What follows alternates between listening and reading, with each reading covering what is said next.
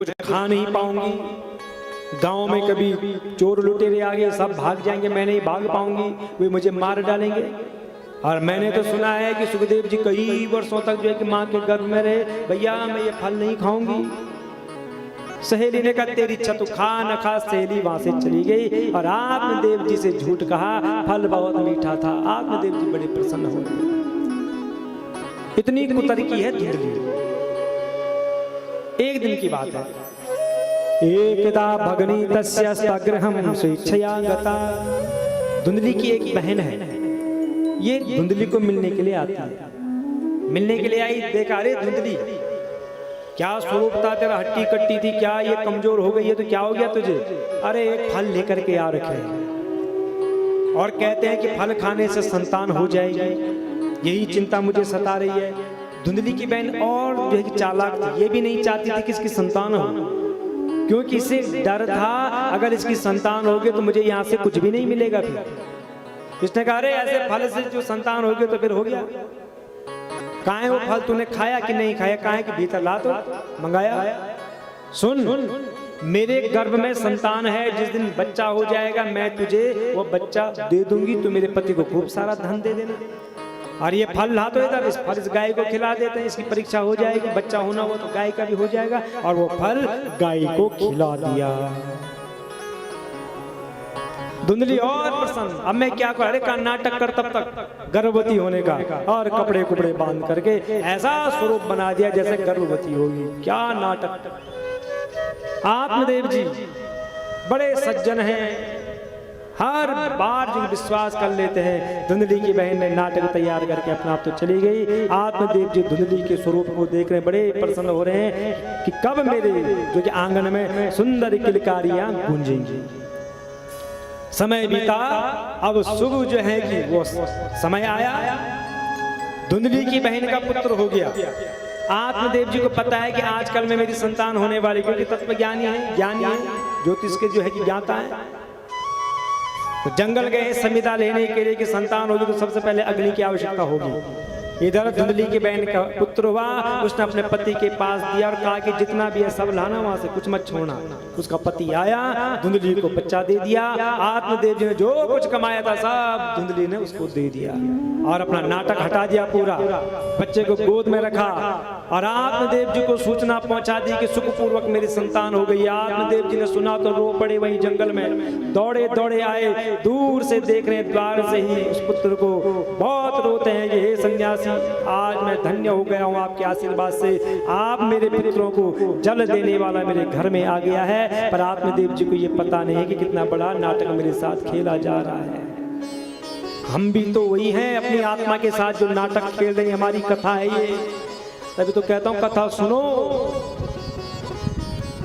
आत्मदेव जी को कुछ पता नहीं है, बड़े प्रसन्न हैं, जात कर्म संस्कार किया। धुंधली कहती है सुनो, मेरे स्तनों में दूध नहीं है, होगा कहां से तेरा? अगर बच्चा होता तो दूध तुझे होता, बच्चा तो दूसरे का है। दूध तो स्नेह ममता से बनता है। आत्मदेव जी ने कहा बोल मैं क्या करूं? कहा सुनो, मैं किसी जानवर के दूध से तो अपने बच्चे का पालन करूंगी नहीं, तो फिर क्या करना है? सुनो, आज सुबह मेरी बहन का भी बच्चा हुआ था, होते होते मर गया हो, तो मेरी बहन को यहाँ बुलाओ, मेरे बच्चे को दूध भी मिल जाएगा और उसका जो दुख भी बच्चे को देख करके दूर हो जाएगा। पतिना तत्कृतम सर्वम पुत्र रक्षण हेतवे। अब जो है कि अपने बच्चे की रक्षा के लिए आत्मदेव जी ने वैसे ही किया, उसकी बहन को बुला दिया। समय बीता, अब नामकरण। अब जैसे ही नामकरण का जो संस्कार होता है, धुंधली कहती कि बच्चा मेरा है तो नाम मैं ही रखूंगी। आत्मदेव जी को पता है ये बड़ी जो है दुष्ट है, ठीक है भैया रख ले, तो नाम रख दिया पुत्रस्य धुंधकारेति नाम मात्रा प्रतिष्ठिता, कि मैं धुंधली तो मेरा बच्चा धुंधकारी। आत्मदेव जी ने कहा बहुत अच्छा किया तूने, यही नाम मिला तुझे रखने के लिए। होता है ना, जतो नाम ततो गुण, नाम अच्छा होगा तो बच्चे पर उस नाम का असर भी पड़ता है। नाम रख दिया धुंधकार। अब समय बीता तो ठीक 3 महीने बीत गए। त्रिमासे निर्गते चाता सातेनो सुशभेर्भकः सर्वांग सुंदरम दिव्यम निर्मलम कनक प्रभम। ठीक 3 महीने बीतने पर जिस गाय को वह फल खिलाया गया था, उस गाय ने एक सुंदर जो है कि संतान को जन्म दिया है। आकार है मनुष्य का, केवल उसके कान किसकी तरह हैं? गाय की तरह हैं। आत्मदेव जी ने देखा कि अरे सुंदर तो पुरुष रूप में है, कान जो है कि गाय की तरह है, तो बड़ा ही कांति वाला है। लोग बधाई दे रहे, गौकर्ण लोग बधाई दे रहे हैं आत्मदेव जी, पहले तो एक संतान नहीं थी, आज देखो आपकी 2-2 संतान हो गई हैं। आत्मदेव जी ने देखा कि गाय की तरह कान है, तो गौकर्णम तम सुतम दृष्टा गौकर्णम नाम चा करो, तो नाम रख दिया गौकर्ण जी। बोलो गौकर्ण महाराज की जय। एक है धुंधकारी और एक है गौकर्ण। यही विशेषता होती है फल खाने से। हम अपने जो है कि अच्छे गुणों को छिपा देते हैं और हम दूसरा कैसा कर रहा है हम उसको अपने जीवन में लाते हैं और फिर उन्हीं गुणों को अपनाते अपनाते हम अपने स्वरूप को ही भूल जाते हैं। नाम रख दिया गौकर्ण।